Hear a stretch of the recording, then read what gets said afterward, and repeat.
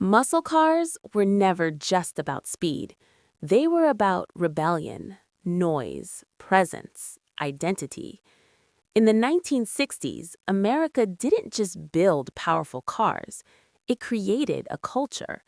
But one brand didn't just participate in that culture, it reshaped it. That brand was Dodge. From the late 1960s to the 2020s, Dodge repeatedly made bold decisions that altered the direction of American performance cars. Some of those decisions saved muscle cars. Some redefined them. Some divided the market completely. Today, we break down how Dodge changed muscle cars forever and why its influence is still shaping the performance landscape in America. And yes, parts of this script were generated with the assistance of artificial intelligence for research and structuring purposes. Historical production numbers and performance figures may vary slightly by source. Let's begin. Part 1. The birth of the muscle era.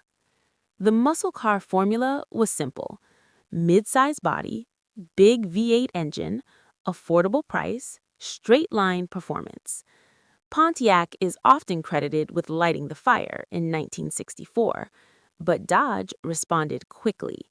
In 1966, Dodge introduced the Dodge Charger. It wasn't just another performance car. It had presence, fastback styling, aggressive stance, available big block V8 engines. Then came 1968. The redesigned Charger became one of the most iconic muscle cars in American history. Hidden headlights, Coke bottle body lines, street dominance.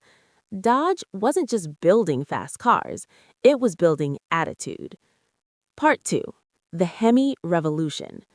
In 1966, Dodge introduced something that would permanently alter muscle car history: the 426 HEMI. The HEMI engine wasn't subtle. It was race-bred. Originally developed for NASCAR, the street version delivered brutal power for its era.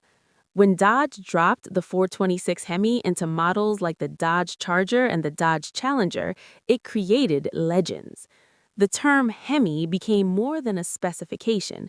It became a brand within a brand.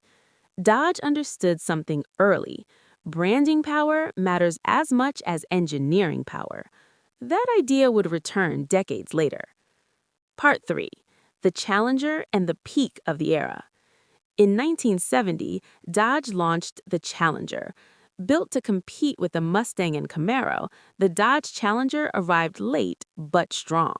Multiple engine options, aggressive design, performance variants like the RT. But timing wasn't on its side. By the mid-1970s, emissions regulations, insurance hikes, and fuel crises crushed the original muscle era.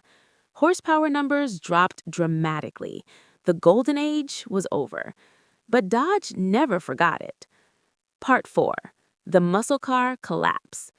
The late 1970s and 1980s were brutal for performance cars. Government regulations tightened, fuel efficiency became priority, high-compression V8 engines disappeared. For a time, muscle cars seemed finished. Even iconic nameplates faded. But here's where Dodge's long game begins.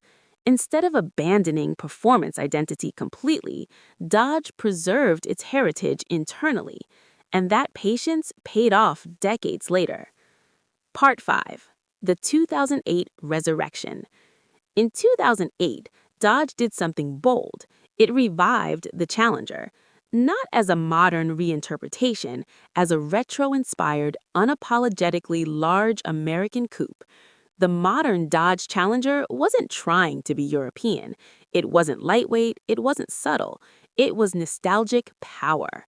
This decision separated Dodge from competitors like the Mustang and the Camaro, which leaned more into handling and global appeal. Dodge leaned into American excess, and it worked. Part 6. Democratizing extreme power. Historically, extreme horsepower was limited to low-production exotics or high-priced specialty vehicles. Dodge changed that. It brought 700-plus horsepower into the mainstream. financeable, leasable, accessible to upper-middle-class buyers. Then came even more extreme variants, like the 797 horsepower Red Eye, the 840 horsepower Demon, and the 1025 horsepower Demon 17. The Dodge Challenger SRT Demon was purpose-built for drag racing. It blurred the line between street car and factory race machine. Dodge redefined what muscle car meant in the modern era. Part 7. Straight Line Philosophy. While competitors pursued balance and track performance, Dodge doubled down on straight-line dominance. The Challenger grew larger, heavier, more dramatic. Critics said it was outdated. Buyers didn't care. In America, quarter-mile times still matter. Dodge understood its audience. It chose identity over compromise. That strategic clarity changed the segment. Part 8. Marketing as a weapon. Dodge didn't just sell horsepower, it sold personality. Aggressive commercials, bold messaging, limited last call editions. Dodge made muscle cars feel rebellious again. At a time when the industry moved toward electrification and downsizing, Dodge celebrated V8 power louder than anyone else. It became the last stand of traditional muscle, and that positioning resonated deeply with American buyers. Part 9. The End of the V8 Era. By the early 2020s, emissions regulations and corporate strategies began shifting the landscape. Parent company Stellantis announced the end of the HEMI V8 and mainstream production. The final editions marked the close of a chapter. For many enthusiasts, it felt like the end of an era. But Dodge had one more pivot to make. Part 10. The Electric Future. Dodge announced its electric successor to the Challenger and Charger. The Dodge Charger Daytona Series SRT concept introduced an electric muscle identity, simulated exhaust sound, instant torque, aggressive styling. The move was controversial. Can a muscle car exist without a V8 rumble? Dodge argues yes, because muscle was never just about engine configuration. It was about excess performance relative to price. If electric power delivers unmatched acceleration, Dodge may redefine muscle once again. Part 11. Cultural Impact. Dodge changed muscle cars in 3 major ways. It made branding part of performance identity. It democratized extreme horsepower. It preserved retro styling in a modern era. The Hellcat era alone forced competitors to escalate output. The horsepower race of the 2010s would not have happened without Dodge.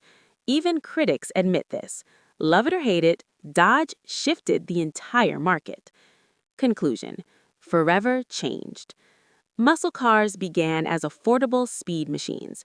Over time, they became lifestyle statements, cultural artifacts, financial collectibles. Dodge didn't invent muscle cars, they repeatedly reinvented them. From the HEMI era to the Revolution to the coming electric transformation, Dodge's decisions forced the industry to react. And that's how you change something forever. Because in America, muscle cars aren't just vehicles, they're declarations. And for decades, Dodge made those declarations louder than anyone else.